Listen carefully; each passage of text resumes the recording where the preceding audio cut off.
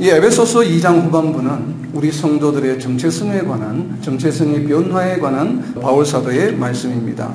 에베소서 2장 11절에서 12절 말씀 보면 성경을 잠깐 펴서 오늘 본문, 읽었던 본문 바로 위쪽에 보면 11절에서 12절 말씀에 우리가 예수님을 믿고 구원받기 전의 정체성에 관해서 바울 사도는 7가지로 설명하고 있습니다. 우리가 예수님을 믿고 구원받기 전에 우리는 어떠한 존재였는가 하면 11절에 보면 먼저 첫 번째로 육체로는 이방인이다. 그리고 두 번째로는 할례를 받지 않은 무리라 칭함을 받은 자다라고 이야기를 하고 있고 12절에서는 이어서 세 번째 그리스도 밖에 있는 자요. 네 번째 이스라엘 나라 밖의 사람이다. 그리고 다섯 번째는 약속의 언약들에 대하여 외인이었다. 그리고 여섯 번째는 세상에서 소망이 없는 자다. 그리고 일곱 번째는 하나님도 없는 자다라고 정의하고 있습니다. 이제 저희와 같이 예수님을 믿고서 구원받은 자들의 정체성은 이러한 구원받기 전에 7가지 정체성에서 어떻게 다르게 변화되었는가를 에베소서 2장 13절에서 2장 끝절까지 22절에 걸쳐서 7가지로 역시나 정체성에 대해서 설명하고 있습니다. 성경을 펴셔서 잠깐 거기에 키워드에 잠깐 동그라미 표시를 하면 좋겠습니다. 구원받은 후의 정체성의 첫 번째는 바로 무엇이냐면 에베소서 2장 13절 말씀에 가까워진다라는 표현이 있습니다. 이 가까워진다라고 하는 것은 바로 우리가 예수님을 믿음으로 인해서 구원받은 성도들이 기존에 있던 성도들과 가까워진다. 그리고 또 이스라엘 민족과 구약에서는 가까워진다라고 하는 그런 의미가 있고요. 또 더불어서 하나님과 가까워진다라고 하는 의미가 있습니다. 그리고 두 번째 정체성의 변화는 2장 15절 말씀입니다. 2장 15절 말씀에 보면 법조문으로 된 계명의 율법을 피하셔서 이는 이 둘로 자기 안에서 한 세 사람을 지어 화평하게 하시고 바로 이 화평에 좀 동그라미를 쳐놓으시기 바랍니다. 여기에는 이 둘이라고 하는 것은 바로 유대인과 유대인이 아닌 사람들을 말합니다. 오늘날 우리가 이 시대에 우리가 적용을 하면 교회의 성도들과 성도가 아니었던 자들 이 둘을 하나로 이제 합친다라고 하는 이야기죠. 그래서 바로 화평이다라고 하는 것에 표시를 해 놓으시고요. 세 번째 정체성은 16절 말씀에 있는 우리가 하나님과 화목하게 된다. 하나님과 화목 거기에 표시를 좀 해 놓으시고요. 그리고 네 번째는 17절 말씀입니다. 평안 우리로 하여금 평안을 얻게 하신다고. 그리고 다섯 번째 이 정체성은 18절 말씀인데 성령 안에서 이제 우리의 삶의 울타리가 하나님 예수님을 믿기 전에는 세상 가운데 있었지만 예수님을 믿고 구원받은 이후에는 우리의 삶의 울타리가 터전이 어딘가 하면 바로 세상이 아니라 성령 안에서 살아가게 된다라고 하는 그 성령 안에서가 키워드입니다. 그리고 여섯 번째 정체성의 변화는 19절 말씀에 있습니다. 우리의 신분이 바로 하나님의 권속이 되었다. 그리고 하나님의 권속에 표시를 해 놓으시고요. 그리고 마지막 일곱 번째는 20절 말씀에 있습니다. 우리는 하나님의 권속으로서 바로 세우심을 입은 자다. 우리는 세우심을 입은 자들이에요. 우리가 스스로가 세운 것이 아니라 하나님과 성령에 의해서 우리는 세우심을 입었는데 그 세우심을 입었는 데는 세 가지의 방법을 설명하고 있습니다.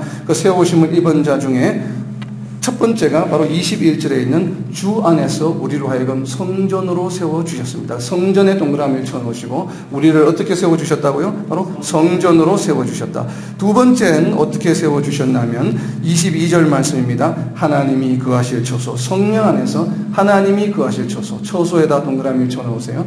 성전과 처소는 조금 그 의미의 차이가 있습니다. 이것은 나중에 강의를 할 때 상세히 설명하도록 하겠습니다.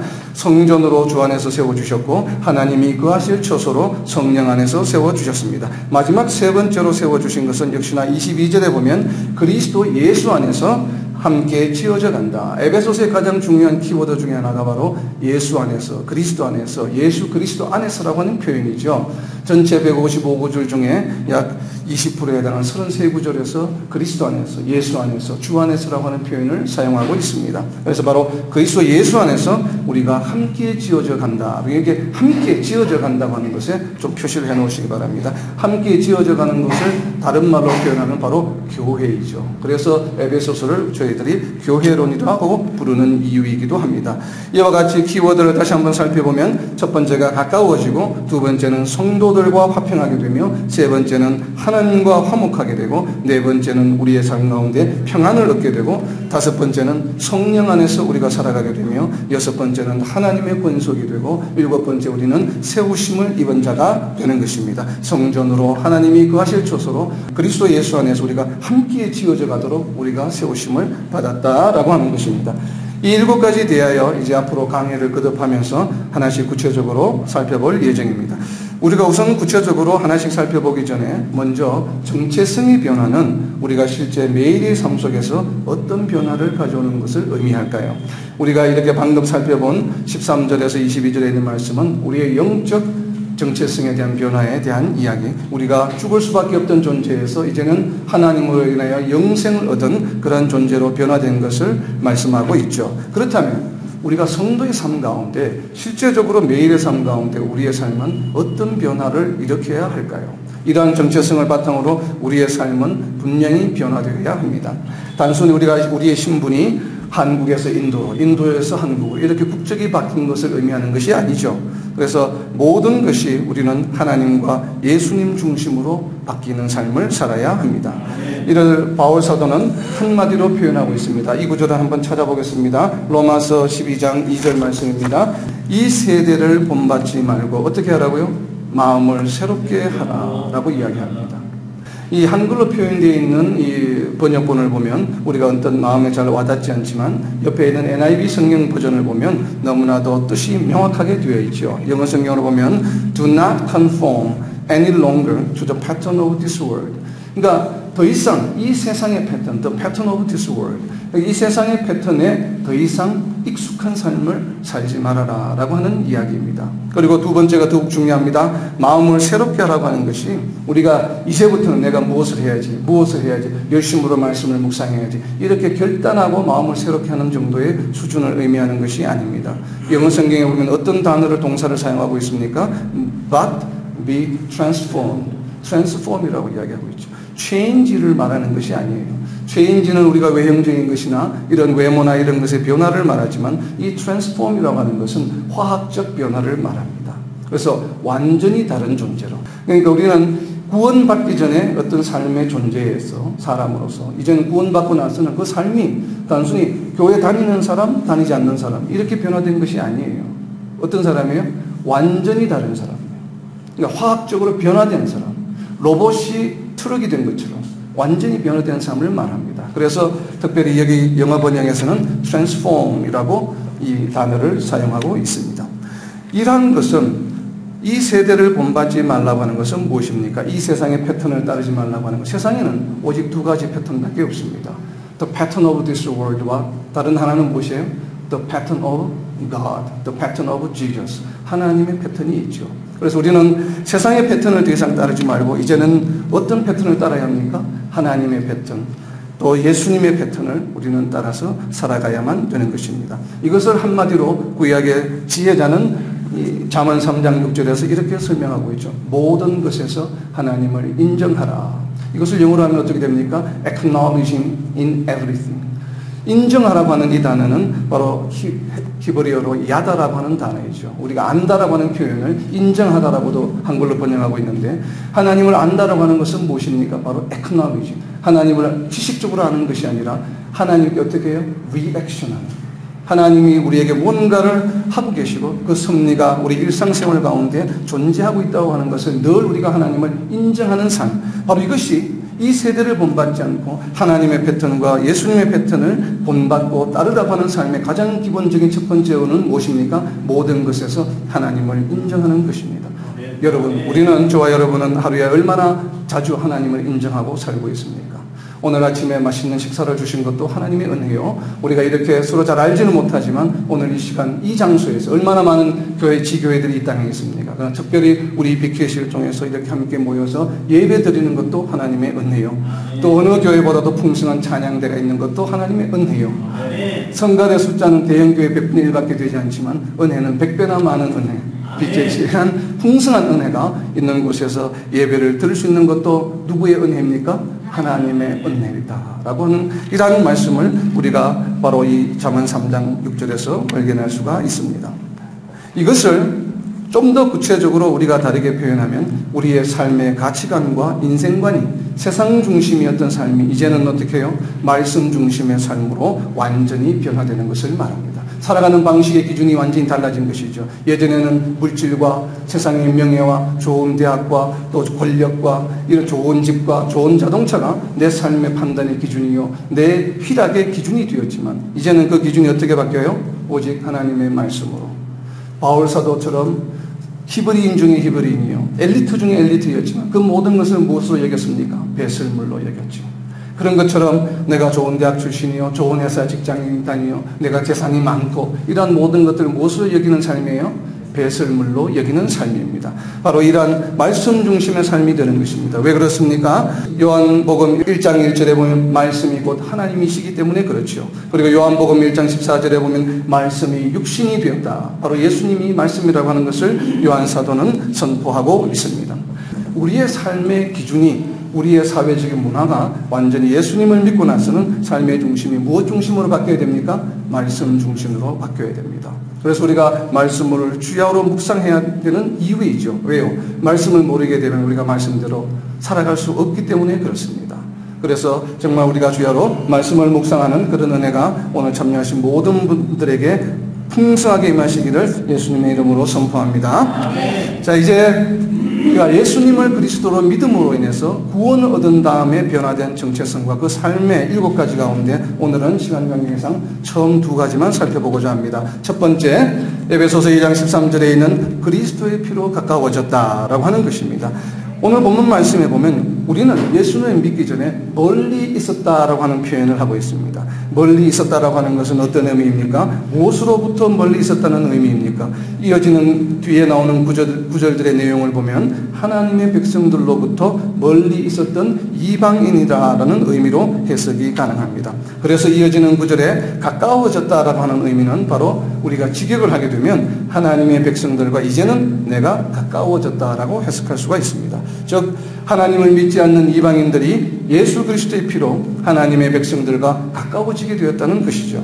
그런데 우리가 여기서 좀 더 묵상하여야 할 것은 단순히 이방인들이 이스라엘 백성들과의 관계에 있어서 소원하였던 관계가 이제는 가까워진 것만으로 이해해서는 안 된다고 하는 것입니다. 이 가까워진다고 하는 헬라어 원어는 엔구스라고 하는 단어인데 신약성경 KJV 기준 약 한 30번 사용되고 있는데 이는 정적인 의미에 가까워진다는 것이 아니에요. 두 사물이 이렇게 가까이 있다라고 할 때 쓰는 단어가 아니고 공간적, 시간적으로 가까워지는 상태를 말합니다.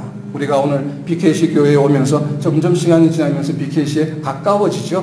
다가오고 있으니까. 그리고 또 8월 월말이 지금 가까워지고 있죠. 바로 이렇게 동적으로, 공간적으로나 시간적으로 가까워진다라고 하는 의미를 표현할 때 쓰는 이 헬라어 단어가 바로 엔부스라고 하는 단어이고 오늘 본문에 사용된 멀리 있었던 너희가 가까워졌다라고 하는 표현에 사용되고 있습니다. 정적인 상황을 표현하는 기보다는 동적인 상태를 표현하고 있는 것이죠. 이것을 다르게 설명하면 이방인들도 하나님의 백성이 될 수 있게 되었다라고 하는 것입니다. 우리가 어떻게 하나님을 믿기 전에 성도들과는 멀리 떨어져 있다가 이제는 성도들과 가까워진 것이 이렇게 단순한 한 스텝, 원 스텝이 아니라 그 사이에는 무엇이 있습니까? 성도들과 가까워지기 전에 나 자신이 먼저 누구와 가까워졌습니까? 하나님과 가까워지게 되었다는 것이죠. 그래서 예수님이 그리스도이심을 믿게 되면 이제는 하나님으로부터 멀리 떨어져 있었던 우리 자신이 그 정체성이 이제는 하나님께 가까이 가게 되므로 기존에 이미 하나님과 가깝게 있던 성도들과도 자연스럽게 어떻게 됩니까? 가까워지는 것이죠. 바로 그러한 의미에 가까워진다라고 하는 의미입니다. 우리가 성경적으로 구약에서도 여러 번 살펴보았지만 하나님께로 가까이 나아갈 수 있게 되었다. 하나님께 가까이 간다라고 하는 것은 다르게 한 단어로 표현하는 것을 뭐라고 표현합니까? 하나님께 가까워지는 것이 바로 복이다라고 이야기를 하고 있죠. 많이 오해하고 있는 세상적인 물질의 복을 의미하는 것이 아니라 우리 크리스천들에게는, 우리 신앙인들에게는, 성도들에게는 바로 무엇이 복인가 하면 하나님께 가까이 하는 것이 복이다라고 시편 기자는 시편 73편 28절에서 복에 대하여 정의하고 있습니다. 그리스도 예수 안에서 예수 그리스도의 피로 하나님께 가까이 감으로써 우리는 복을 받은 존재가 된 것입니다. 바로 어떠한 복입니까? 세상적인 복을 의미하는 것이 아니죠. 물질과 명예와 권력, 이와 같은 것들은 한시적이고 어느 한순간에 다 잃어버릴 수 있음을 우리는 너무나도 우리 인생 경험을 통해서 잘 알고 있습니다. 그래서 솔로몬은 우리가 흔히 세상적으로 소망하는 이러한 복들을 다 헛된 것이라고 선언하고 있죠. 전도서 2장 11절에 보면 구약성경 949페이지입니다. 그 후에 내가 생각해 본 적 내 손으로 한 모든 일과 내가 수고한 모든 것이 다 헛되어 바람을 잡는 것이며 해 아래에서 무익한 것이로다 라고 선포하고 있습니다. 솔로몬이 어떤 사람이었습니까? 이 인류 역사상 가장 부했던 사람이요, 가장 큰 권력을 가졌던 사람이요, 또 쾌락적으로도 가장 많은 것을 누렸죠. 처와 첩이 처첩이 천명에 이르렀던 바로 그러한 절대 권력 주권자였습니다. 그러한 사람이 인생 말년에 인생을 돌아보면서 선포한 말이 바로 전도서 2장 11절 말씀입니다. 내가 누렸던 모든 쾌락, 내가 누렸던 모든 권력, 내가 누렸던 모든 이 물질의 풍성함은 다 바람을 잡는 것처럼, 바람은 잡히지 않죠. 바람을 잡는 것처럼 헛된 것이다. 해 아래에서 무익한 것이로다 라고 선포하고 있습니다. 오늘날 삼성그룹의 회장님이 되셨던, 아니면 대통령이 되었던, 아니면 어떤 지혜자가 되었던 솔로몬과 견주어 볼 때 솔로몬보다 더한 권력과 더한 쾌락과 더한 부를 누릴 수 있는 사람은 지금 없죠, 인류 역사상. 그러나 그러한 그보다 훨씬 많은 것을 누렸던 솔로몬이 한 이야기입니다. 우리가 예수님을 믿기 전에는 바로 이와 같이 하나님으로부터 멀리 떨어져 있어서 우리가 슬퍼하고 기뻐하는 것도, 우리가 오늘 주식이 15% 오르면 뭐 괴성이 나오죠. 그러나 다음 주에 3% 빠지면 배가 아프죠. 바로 이와 같이 이런 것들로 인해서 우리는 바로 우리가 우리의 희로애락이 결정되는 세상적인 패턴의 삶을 살아가고 있습니다. 정말 주식이 15% 올라도 덤덤하고 아무런 반응이 없고 떨어지면 그냥 미소 한번 짓는 바로 이러한 삶을 살아가는 것이 성도와 성도가 아닌 사람들의 차이점이라고 이야기할 수 있겠죠. 그래서 하나님께서 말씀하신 하나님께 가까이함이 복이라고 할 때 이 복은 어떠한 복입니까? 영원히 변하지 않는 하늘에 속한 신령한 복을 의미하죠. 에베소서 오늘 본문 말씀 한 장을 넘겨서 앞에 본문 1장 3절에 보면 그리스도 안에서 하늘에 속한 모든 신령한 복을 주시되, 모든 신령한 복을 주셨습니까? 주실 것입니까? 주실 예정이십니까? 주셨어요. 우리가 예수님이 그리스도이심을 믿는 그 순간에 하늘에 속한 모든 신령한 복을 우리에게 주셨습니다. 이미 우리는 더 이상 받을 복이 없죠. 이미 모든 복을 다 주셨기 때문에 더 이상 바랄 복이 없는 삶으로의 변화된 성도들인 것입니다. 이 복이 어떠한 복인지는 이어지는 앞으로 이제 6가지의 정체성에 관하여 살펴보면 저절로 우리가 알 수 있게 됩니다. 그렇다면 우리의 삶 가운데에서 우리가 인생을 살아가면서 필요한 물질과 특히나 우리 자녀들에 대한 그 진로, 대학, 특별히 이제 대학 진로의 문제, 그리고 대학을 졸업하고 나면 직장을 구하는 문제, 또 직장을 구하고 나면 결혼하는 문제, 여러 가지 삶 가운데에 우리가 성취되어야 하는 것들이 있습니다. 그럼 과연 우리가 크리스찬으로서 이미 복을 다 받았는데, 신령한 복을, 하늘에 속한 신령한 복을 다 받은 존재로서 이러한 것들에 관하여서 과연 기도해도 될까요? 안 될까요? 기도해야 되죠. 이것도 기도해야 됩니다. 우리는 뭐 이미 신령한 복을 다 받았으니까 난 안 받아도 돼. 물론 마태복음에서 너희가 구하지 아니한다 할지라도 너희의 필요한 모든 것들을 채워주시는 하나님이십니다. 그렇지만 또 우리가 인생을 살아가면서 우리가 소망하는 바가 있죠. 하나님께서는 또 마태복음 7장 7절에서 구하라 그리하면 너희에게 주실 것이요 두드려라 그리하면 열릴 것이라고 말씀하시면서 우리에게 우리가 원하는 바, 소망하는 바, 우리의 인성적인 사람으로서의 연약함을 아시기 때문에 우리가 원하는 바라는 모든 것들을 또한 베풀어 주시기를 원하시는 긍휼이 풍성하신 하나님이심을 또한 우리는 믿어야만 합니다. 이 마태복음 7장 7절에서 말씀하신 우리가 기도하는 것마다 들어주시는 특권은 누구에게 주신 것이에요? 마태복음 7장 12절에 보면 너희가 대접받고 싶은 대로 대접하라 라고 하는 이 말씀은 너희가 하나님을 아버지로 대접할 때에 내가 너희를 아들로 여기고 너희가 기도하는 모든 것을 들어주신다 라고 하는 말씀이죠. 이것이 바로 산상수훈의 결론이자 예수님께서 우리에게 설교 말씀으로 주신 굉장히 중요한 성도의 지침이 됩니다. 우리가 기도하는 바에 응답이 없습니까? 기도하는데도 기쁨이 없습니까? 평안이 없습니까? 여러분 자신 스스로를 돌아보아야 합니다. 여러분이 지금 하나님을 아버지로 섬기고 있는 것인지, 아니면 정말 우리 은행에 가면 ATM 머신처럼 내가 어렵고 힘들 때마다 그냥 필요할 때마다 찾아가서 그냥 간구하는 그런 대상으로 여기고 있는 것인지를 분명히 우리는 되돌아보아야 합니다. 하나님은 경배받으시기를 원하시고 찬양받기를 원하시기 때문에 우리를 구원해 주셨다고 에베소서 앞선 강해에서 우리가 이미 살펴보았죠. 지금까지 한 말씀을 다시 정리하면 예수님을 믿음으로 하나님께 가까이 가게 되어 영원히 변치 않는 하늘의 모든 신령한 복을 받게 되고, 그리고 하나님의 자녀로서 하나님께 예수님의 이름으로 기도할 때에 우리는 삶에 필요한 것들도 기도의 응답으로 받게 되는 것이죠. 이것은 복이 아니에요. 기도의 응답이자 하나님의 선물이자 기적인 것입니다. 그렇죠? 하늘의 신령한 복은 우리가 예수님을 믿음으로 이미 다 받았기 때문이죠. 두 번째 정체성에 대해서 살펴봅니다. 두 번째 정체성은 화평에 관한 것인데, 이 화평은 어떤 화평입니까? 많은 화평이 있지만 특별히 오늘 본문 에베소서 2장 14절 15절에서 말씀하고 있는 화평은 둘이 하나가 되는 것, 즉 성도들 간의 화평을 말합니다. 2장 13절에 설명하고 있죠. 왜 예수님이 화평이실 수밖에 없냐면 그리스도는 우리의 화평이시기 때문에 성도들 간에는 화평할 수밖에 없다라고 설명하고 있습니다.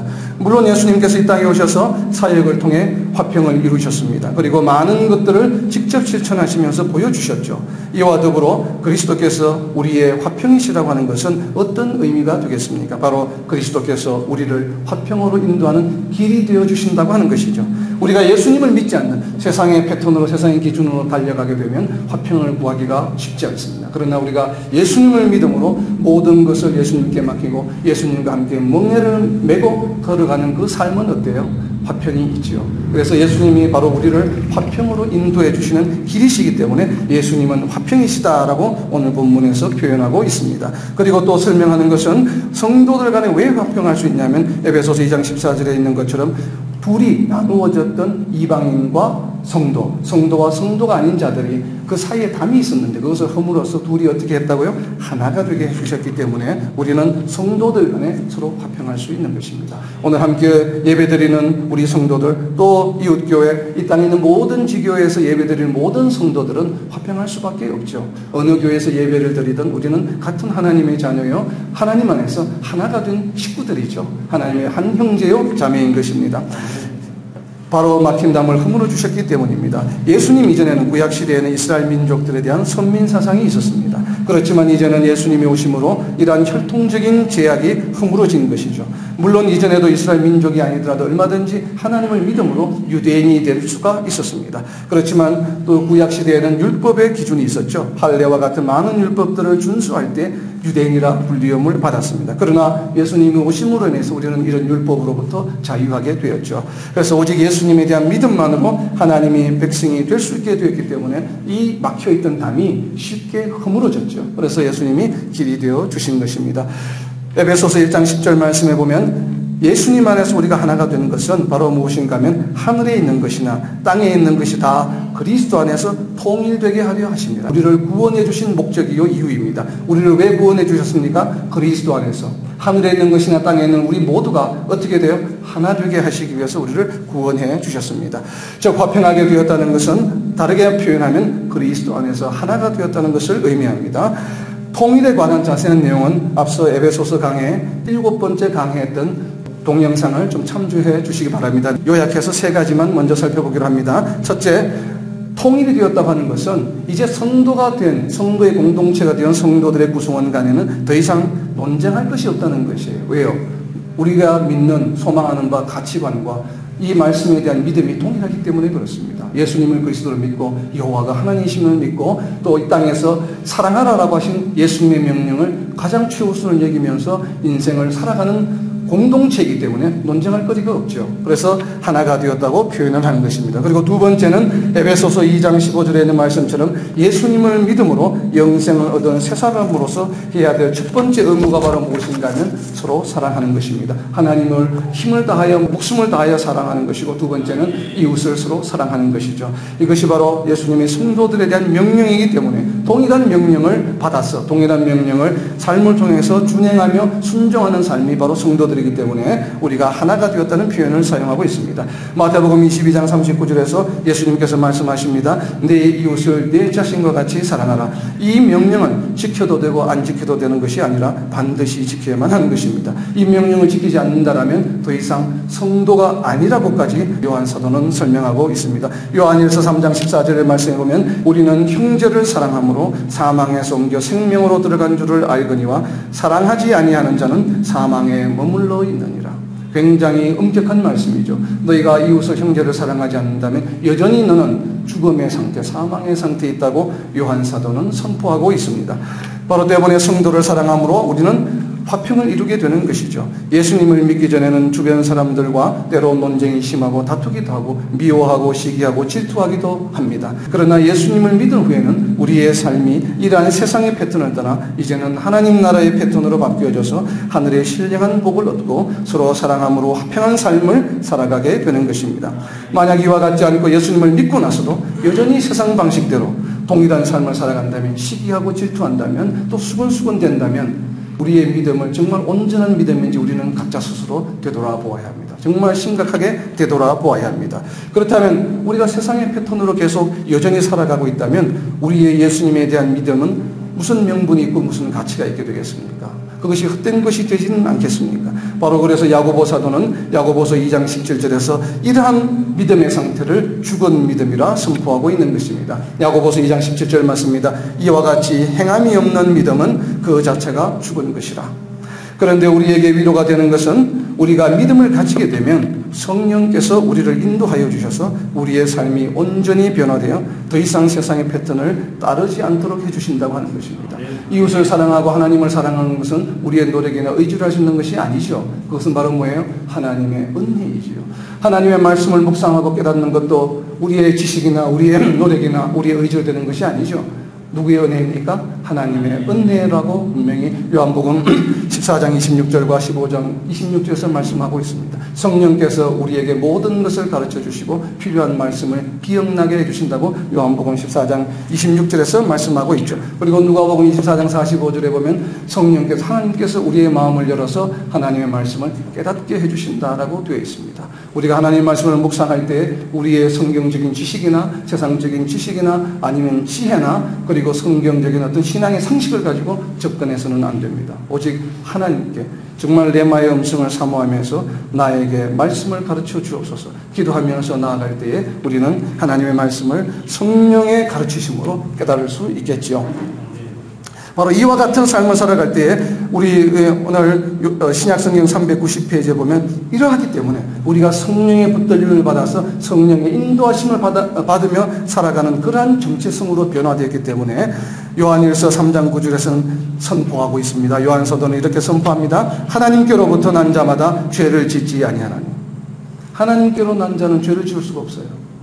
그럼 우리가 신앙생활하면서 죄를 지을 때가 있죠. 그러면 어떻게 됩니까? 우리 자신은 하나님께로 난 것인지 아닌 것인지 빨리 우리는 심각하게 우리 자신 스스로를 되돌아보아야 합니다. 그래서 정말 우리의 신앙을 믿음을 굳건하게 세워야 되겠죠. 그래서 요한일서 3장 9절 말씀은 꼭 외워두시기 바랍니다. 하나님께로부터 난 자마다 죄를 짓지 아니하나니 이는 하나님의 씨가 그의 속에 거하며 그도 범죄하지 못하는 것은 하나님께로부터 났습니다. 범죄하지 못하는 이유가 무엇이라고요? 하나님께로 났기 때문에 우리가 예수님을 그리스도를 믿을 때에 성령께서 우리 안에 내주하시기 때문에 하나님의 씨가 우리 안에 있기 때문에 우리는 범죄할 수 없는 정체성으로 변화되는 것입니다.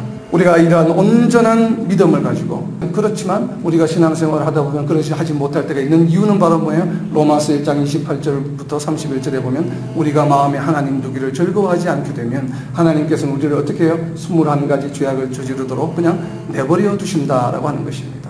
우리가 비록 구원을 받았지만 죄를 짓고 또 수근수근대고 비방하는 이유는 바로 뭐예요? 오늘 우리가 최근에 우리 마음에 하나님 두기를 즐거워하지 않았기 때문에 하나님께서 우리를 죄 가운데 내버려 두시기 때문에 그래요. 그러면 우리가 죄를 짓고 있다고 우리가 스스로 자각하게 되면 우리는 어떻게 해야 됩니까?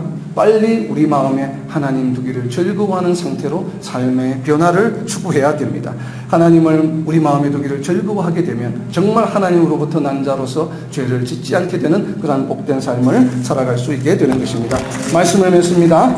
불안과 걱정과 근심 가운데 서로 시기하며 질투하며 미워하며 다툼 가운데 불안정한 화평이 없는 삶을 살아가던 우리가 이제 하나님의 은혜로 예수님을 믿음으로 하나님께 가까이 감으로 하늘의 신령한 모든 복을 이미 받은 존재로서 하나님을 아버지로 섬기며 날마다 필요한 모든 것들을 하나님께 감사함으로 간구하고 기도함으로써 구하는 모든 것들을 얻으며 또한 성도들과의 화평한 삶을 통해 이 땅에서 진정한 천국의 삶을 살아가는 저와 여러분이 되시기를 예수님의 이름으로 선포합니다.